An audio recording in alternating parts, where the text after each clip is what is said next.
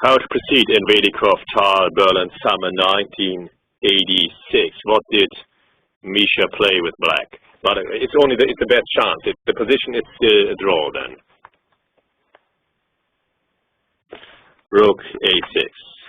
I like the move as it poses a difficult question to white. How to defend now?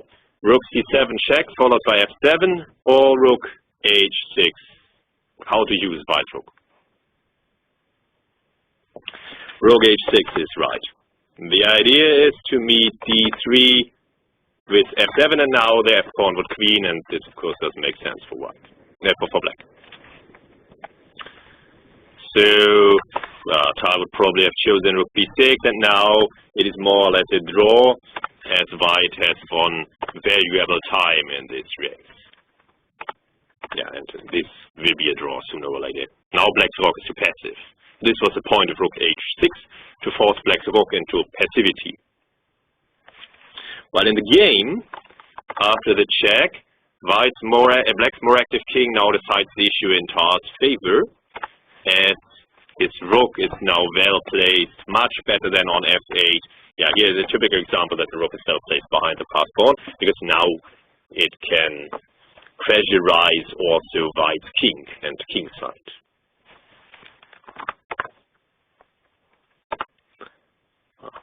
How to break the resistance, typical Tal style. E3, of course. Yeah, this is it. King C2 also wins. Yeah, and King C2 also wins. But this is the Tal style move. If the pawn takes, then after King E2, his king is well sheltered by the umbrella E3, and the D pawn cannot be stopped anymore. And of course, rook takes F7 would also always be a motive. Yeah, for example, here and now, rook takes F7 would also be a motive. Typical Tal style.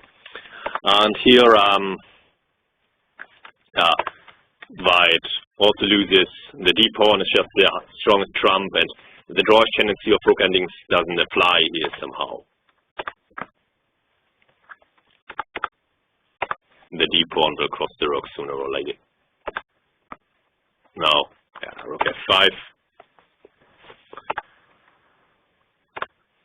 And finally, rook C5 to open a road for black's king.